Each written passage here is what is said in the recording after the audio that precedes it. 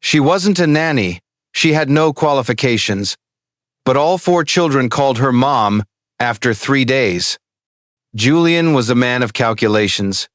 Everything had a price.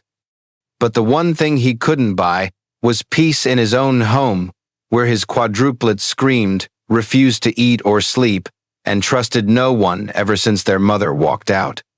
Julian, a newly divorced tech millionaire, had tried every babysitter on his app, from Harvard graduates to Hollywood elites. None lasted a week. Then Monique arrived, a black housekeeper, quiet, patient, and somehow she turned lunchtime into a miracle. No iPads, no scolding. Just a few plastic spoons and a song about the flying cake. But Julian never expected that the woman who cleaned his house would end up healing his family. Julian Devereaux wasn't the type of man to give up easily. He ran a multi-billion-dollar tech empire, closed hundreds of deals each year, and could persuade a boardroom full of the brightest minds with a 10-minute presentation. Yet for the past 3 months, he had been defeated by 4 children. Specifically, his 4 children, 2 boys and 2 girls who had just turned 3 and came as quadruplets, each with a distinct personality, their own little solar system. One flung food as if competing in the Olympics. One whispered only to stuffed animals and shunned the light. One barely spoke, laughing only at the sound of piano keys. And the last, the one Julian quietly dubbed the little iceberg, hadn't voluntarily hugged anyone since their mother walked away. After a highly publicized divorce that the media dissected for weeks, Julian won full custody of all 4.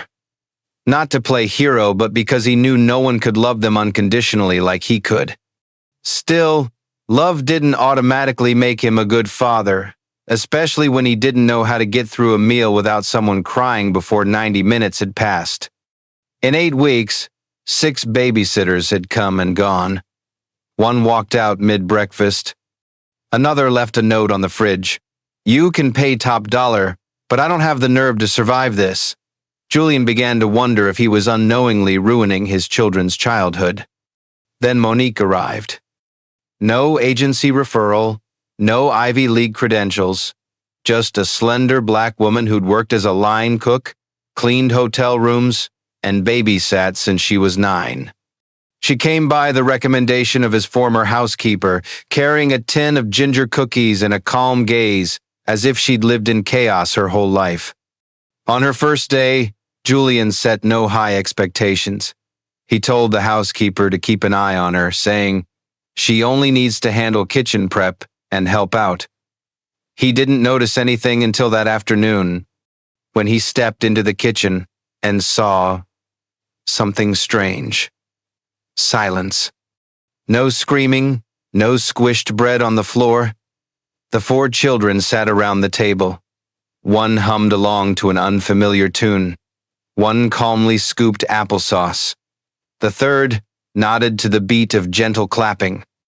And the little iceberg was spooning food and looking at Monique as if she were something trustworthy. Julian froze in place. Monique didn't look at him. She was softly singing a hymn and skillfully cutting banana slices into star shapes. Each child had a napkin folded like a bird, and instead of iPads or cartoons, they were presented with an ordinary meal styled like a fairy tale picnic. She didn't give orders. She simply showed up, and somehow that was enough. Julian said nothing through lunch, but when he left the kitchen, he still held a small piece of napkin folded into a paper boat. In soft pencil script was written, "Children need to be heard, not controlled." Perhaps for the first time in months, Julian didn't feel like a failure. Do you believe some people enter your life not to teach you how to love your children, but to help your children believe they are still worthy of love? Welcome to 30 Millionaire Stories, where success meets solitude, and every story heals a hidden wound. Subscribe and discover the heart behind the fortune. Julian was not easily drawn in. In his world, everything followed a strict order. Shareholder meetings in the morning, crisis management at noon, investment reports in the evening. But ever since he saw the 4 children eating lunch without a single tear, his routine began to shift in subtle and hard-to-admit ways. He found himself descending into the kitchen more often, not to supervise but to observe. Monique did nothing extraordinary. She remained the housekeeper in her simple uniform, hair neatly pinned at the nape, her voice always as gentle as a breeze. Yet she did more than just tidy floors. She reorganized the children's daily schedules, folded blankets into animal shapes, and left wax crayon notes on the refrigerator. One Monday morning, Julian watched her cut apples into little camels because the 3rd child had said he dreamed of a desert the night before. One afternoon, she arranged their meal on a hand-painted tablecloth depicting the flying spoon soaring over a sandwich planet. Not for mere amusement, but because Monique understood that children eat better when their imaginations are nourished. Julian watched, but did not intervene. He wanted to keep his distance. Yet that distance grew ever more fragile as each day he returned home to find his children laughing more, sleeping earlier, and strangest of all, no longer asking about their mother. He began to wonder, how could a woman he'd hired merely to mop floors see what an entire team of child psychologists had failed to notice? She carried no formal credentials, but she brought something he couldn't put a price on, the feeling of being truly heard. Monique never raised her voice. She never scolded. When the youngest spilled milk on the Italian leather chair, she didn't sigh in frustration. Instead, she smiled and recounted, "The day I dropped an entire pot of soup onto my old boss's lap." The children burst into giggles, and for the first time, Julian couldn't help but laugh, though he quickly looked away. Gradually, he realized, stability doesn't come from expensive things, but from hands patient enough to clear away every bit of chaos, repeating small acts of kindness day after day. One afternoon, passing by the living room, he found the 2nd child, the one who'd only ever whispered to his teddy drawing a picture, Monique and the flying spoon, holding hands. There was no Julian in the drawing, no mother, only Monique in a sky filled with flying spoons. Julian stood there for a long time, not out of hurt, but because he realized he had never been his children's safe sky. That day, he summoned the housekeeper upstairs and said, "Stop looking for babysitters." She simply nodded, asking no questions. Everyone in the house understood. Some people enter your life not to fill a void, but to help you see where that void came from. He'd hired her to clean, but she'd cleared away something he'd never touched, the chaos within his children, and perhaps within himself. All right, dear audience, if you're curious to hear more of this compelling story, comment 1 to let me know you're still here. Julian used to think he understood women. His past relationships often began with extravagant dinners and ended in discreet agreements. But Monique, she didn't fit any formula he knew. She made no moves. She didn't try to impress. She didn't ask questions or seek advice. And she absolutely never intruded on his personal space. The home office on the 2nd floor, once a no-go zone for the children, remained free of Monique's footsteps. Though she tidied every room, folding toys and blankets with care, she always stopped at that doorway. No one told her to stay away.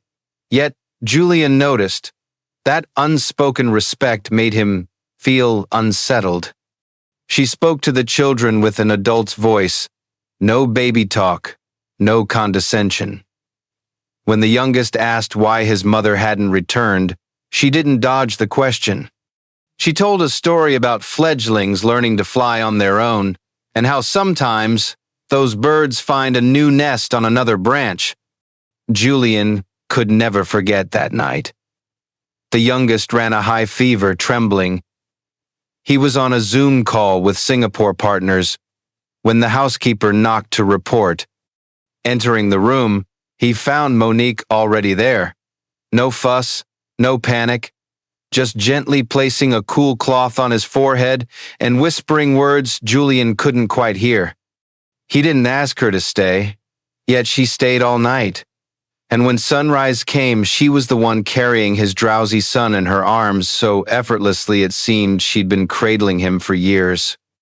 Julian saw a bond he couldn't buy or hire, and that realization confused him. He began to wait for the smallest sounds, the soft clink of dishes at dawn, Monique humming an old jazz tune in the kitchen, the children's quiet laughter as she told stories. Julian, once accustomed to noise-canceling headphones now, quietly cracked his office door to catch every sound she made.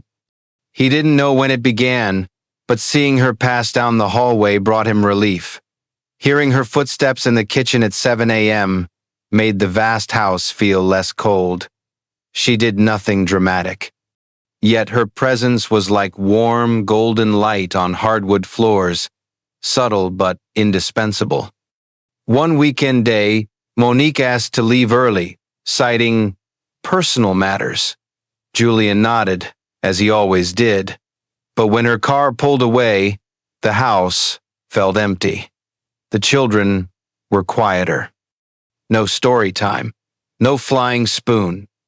Julian stood by the window, watching her little car disappear through the gate, and for the first time in years, he felt something unfamiliar in his chest. Not fear or regret, but hollowness. He'd thought attachment came from intimacy, yet it turned out sometimes it begins with longing to hear someone's footsteps in your home. And when silence becomes more pronounced than ever, might that be the moment a heart finally finds its voice? Julian had always thought Monique was a simple person, but people are often like untitled books. The quieter they are, the more unread chapters they hold. And on one October afternoon, he accidentally opened just such a long folded page from her past. He was preparing to speak at a fundraising event for a community education program when he noticed a familiar name among the sponsors, MM Foundation for Wrongfully Incarcerated Youth. Curious, he looked it up and discovered the organization was founded by a woman named Monique Marie Laurent. A few clicks later, her history unfolded. Monique had been an outstanding education major at UCLA. She delivered a prize-winning speech at the state level. She held scholarships and had a coveted internship offer from a prestigious private school until her 15-year-old brother was arrested for a crime he didn't commit. It happened in a grocery store near their neighborhood. There were no cameras, no good lawyer, and no one to stand up for him. Monique dropped out of school. She sold everything she owned, knocked on law offices' doors, and spent 2 years fighting to free her brother. In exchange, she lost everything: her future, her reputation, and her faith in the system. From that day on, she never returned to campus or sought a teaching position. She waited tables, cleaned houses, babysat anything to make ends meet. Yet every month, she still sent money to the very foundation she'd established with the meager settlement from her lawsuit to support wrongfully convicted youth. Julian read in silence. Not out of disappointment, out of respect.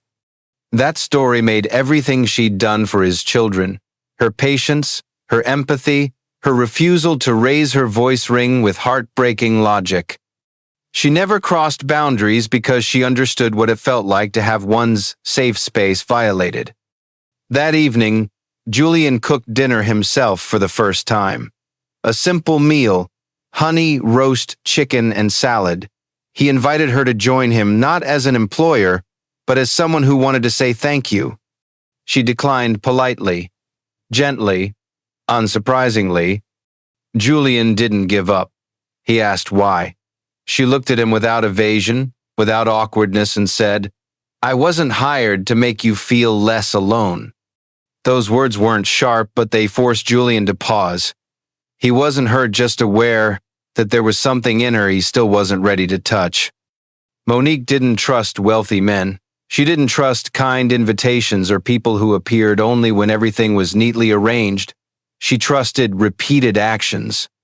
She trusted those who stayed when there was nothing left to give. Julian didn't push further, but the next day he began taking the children for walks himself just as she had. He learned to fold napkins into paper boats. He memorized the lyrics to the Flying Spoon song. Not to imitate her, but to understand that if you want someone to trust you, you must live in the way they trust. She didn't need anyone's pity, but Julian realized sometimes the thing a person fears receiving the most is what they long for more than anything: a home, without conditions.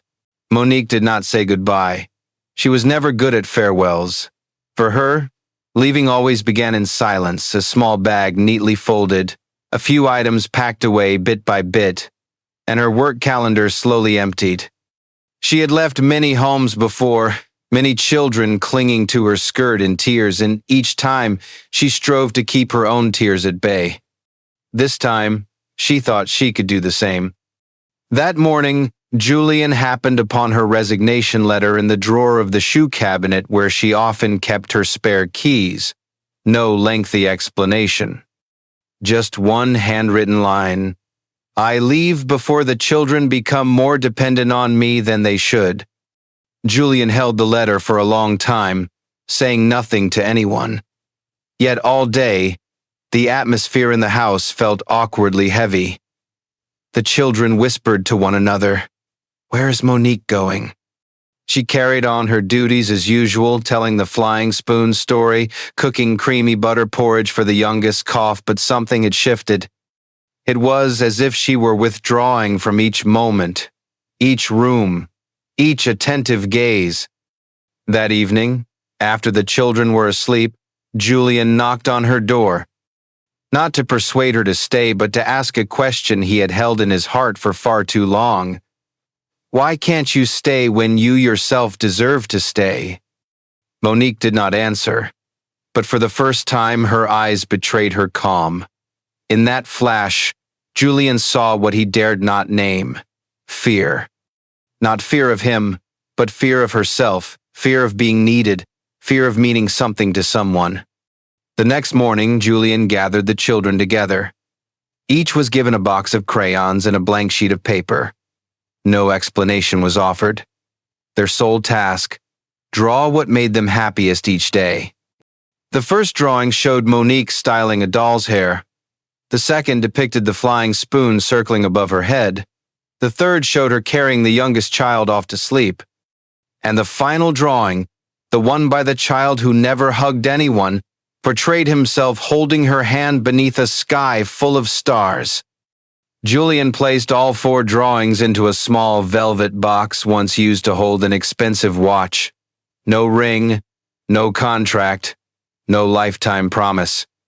Just a gift from 4 hearts too young for flowery words, yet honest enough to hold on to someone. When Monique opened the box, she said nothing, but her hand trembled. She studied each picture as if it were evidence of something she had never believed, that she did not have to be perfect to be loved. A single tear fell onto the final drawing. Then, a second. And for the first time, Monique wept, not out of sadness, but because her heart no longer had anywhere left to hide. Julian did not embrace her. He said nothing further. He simply stood there as the one person who did not leave. The next morning, she was back in the kitchen, hair neatly pinned, wearing her striped green apron. But this time, the children ran to hug her the moment they saw her. No prompting. No explanation needed. They simply knew. Mother Monique was not going anywhere. Some jobs aren't paid in money, but in the one thing that keeps people from leaving: the feeling of belonging. 1 year later, Julian's kitchen looked no different from a chaotic yet cozy kindergarten classroom. On the walls were handprints in paint, red, green, yellow, orange, representing his 4 children, and one larger hand scrawled with the words, Mom, Mo. No wedding bells, no diamond ring, no white dress, Just one afternoon, Julian stood in the kitchen watching her teach the children to bake pies, her sleeves rolled high, flour smudged on her face, softly humming a tune without a clear melody, and he knew he didn't want a marriage contract. He only wanted someone's presence each and every day. That evening, after the children were asleep, without candles or music, Julian simply pulled a wooden chair up to the dining table next to hers. A small gesture, but enough to say, "This is your home. You are not a guest. You don't have to leave." Monique said nothing. She only slid the chair a little closer, then sat down. Close, but not completely, as though she still held something of herself back, yet was ready to stay. From then on, every morning they woke without an alarm. No one assigned tasks. She made tea. He baked pastries. The children competed to spill flour on the floor. Some mornings, Julian ended up with cream in his hair. Other days, Monique scolded them all for hiding marshmallows in the fridge. But every dawn was filled with laughter. Each night, Monique read stories. Julian corrected any lines she missed. The four children jostled for space in the laps of both of them. And no one ever went to sleep without hearing someone whisper, "Good night, Mom Mo. Good night, Dad Jew." They never posted family photos online. They didn't need the world's approval. Instead, they captured moments on an old camera, printed the photos, and stuck them to the fridge. One image showed Monique sitting on the floor with a plastic spoon in hand, while Julian pretended to be a robot to get the youngest to eat broccoli. The 20-room Napa Valley mansion no longer echoed with emptiness. Now it rang with small feet pounding across the floors, off-key children's songs on repeat, and the scent of lightly charred pastries. Julian never popped the question, but one night he whispered, "You don't have to do anything, just stay." And Monique answered with a smile, not the polite smile for an employer, but the one of someone who's just set down their suitcase after a long journey.